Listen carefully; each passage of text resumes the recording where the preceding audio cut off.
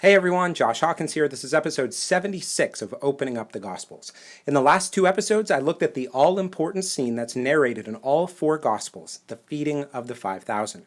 I talked about how Jesus miraculously fed perhaps 15,000 people, and how he used his divine power to create bread that had been baked and fish that had been cooked.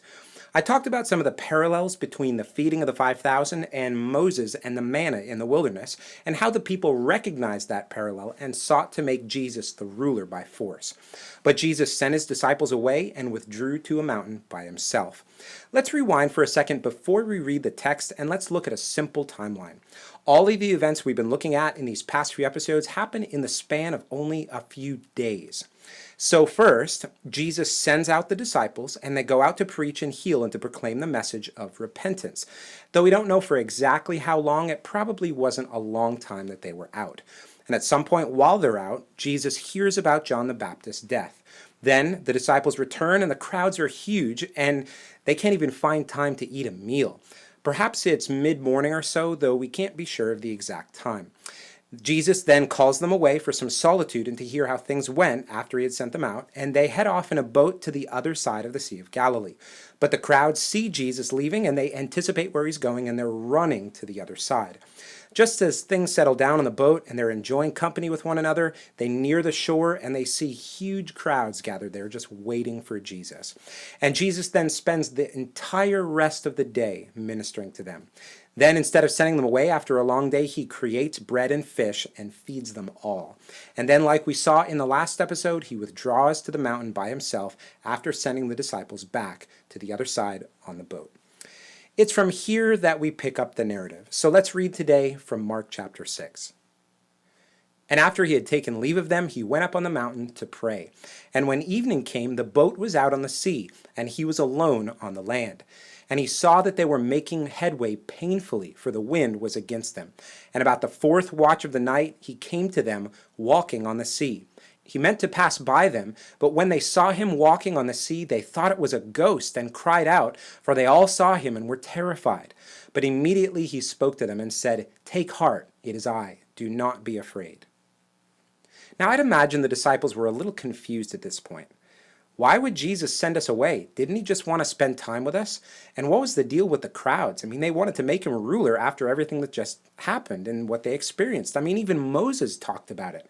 So why in the world would Jesus walk away from that? I mean, we know who he is. So it's late in the night, and Jesus had been praying on the mountain for hours now. And the disciples left a long while ago as well. And we're going to look at the text again, and you'll see that there are four miracles bundled together here that I'll point out as we go along. The first one is in verse 48. And he saw that they were making headway painfully, for the wind was against them. Think about it. Jesus is on the land. He rises from prayer. It's way past midnight, probably pretty dark out, and he sees the disciples rowing with much difficulty. Look at the way that John narrates this. When evening came, his disciples went down to the sea, got into a boat, and started across the sea to Capernaum. It was now dark, and Jesus had not yet come to them. The sea became rough because a strong wind was blowing. When they had rowed about 3 or 4 miles, they saw Jesus walking on the sea and coming near the boat, and they were frightened. Do you see what John says? They had rowed about 3 or 4 miles, and that's when they see Jesus.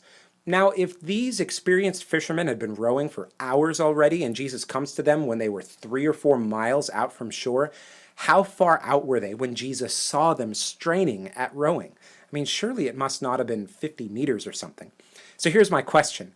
How did Jesus, from atop a mountain somewhere near the shore of the Sea of Galilee, look out and see the disciples straining at rowing from perhaps a couple miles away in the middle of the night?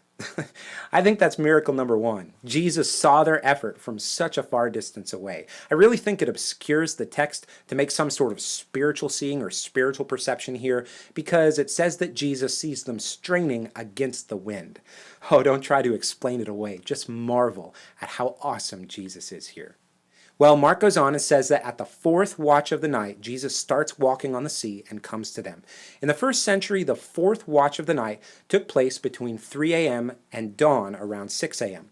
So here it is, the darkest part of the night, and Jesus just starts walking on the water like it's nothing. Now, I am sure he had to be smiling as he started out into the deep.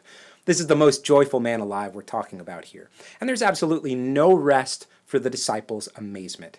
Just a few hours before, they had their minds blown with the miraculous feeding of the 5,000, and now they're just about to have their circuits fried again right here. In the middle of the storm, in the middle of the night, in the middle of the sea, as they struggle to get to the other side, they turn and they see a man walking on the surface of the turbulent waters. Look what Mark says here. He says, he meant to pass by them, but when they saw him walking on the sea, they thought it was a ghost and cried out, for they all saw him and were terrified. Now, what does it say about the heart of Jesus that he would have just walked right by them on the sea if they hadn't cried out? Oh, Jesus is so playful here, playful in such a holy way. Think about this. Fishermen who had fished on this same lake probably now for many years, now they're struggling and straining, and Jesus is just walking, and he's looking at them and he's like, hey guys, I'm going to the other side.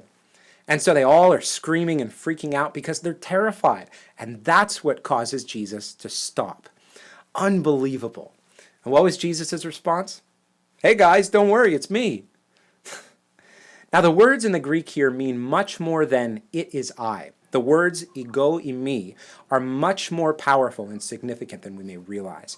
Jesus is saying, I am here, which is a direct assertion of his divinity. I am is the way that the Lord described himself to Moses in Exodus 3. There's so much more that could be said about this, but check out a book that I've linked in the description below if you're interested. Now put yourself in the disciples' shoes here. This is the same Jesus that they're so familiar with. They ate and drank with him. They walked with him everywhere. They had so many great conversations with him. They've watched him sleeping. They've experienced him in all the rhythms of normal life. And that has lulled them to sleep in so many ways.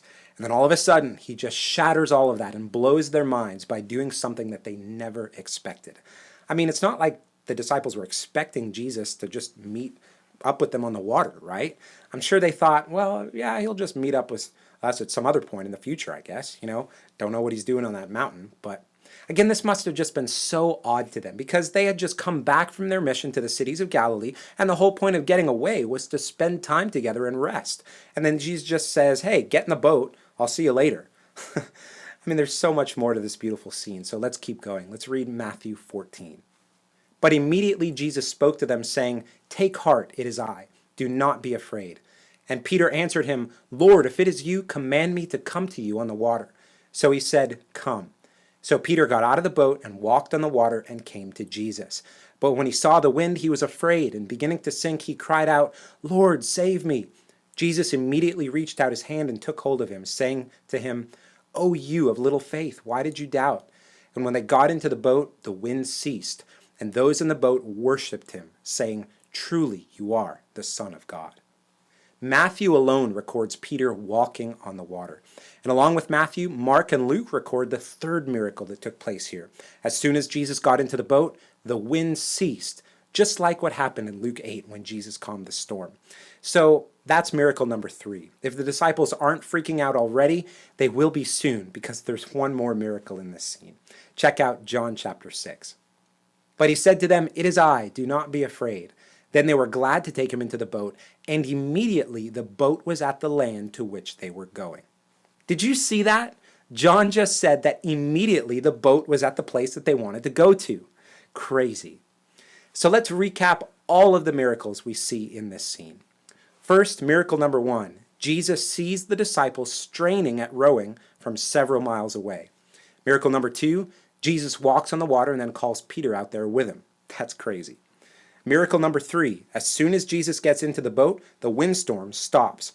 And then miracle number 4. The boat is immediately at the land where they're going. Now, how does the scene end? Matthew 14:33 says, and those in the boat worshipped him, saying, truly you are the Son of God. Matthew's gospel has this series of instances where people are seen worshiping Jesus. At every stage, it gets closer and closer and closer to the worship that God alone is due. And that's what we end up seeing at the close of Matthew's gospel. This scene here is a critical step forward on that. Now, what do they call him? They say, Jesus, truly you are the Son of God. They affirm once again his identity as the Messiah, the King of Israel that they had hoped for. As I mentioned back in episode 42, this phrase, Son of God, is so deeply linked to the word Messiah in Christ. So go back and watch that episode for more. You can find that and all the other episodes on my website at www.joshuahawkins.com/gospels. Spend some time pondering and meditating on this scene. There's so much here that reveals to us what Jesus is like. In the next episode, I'll go through even more dramatic things that Jesus does. I hope you come back next time. God bless.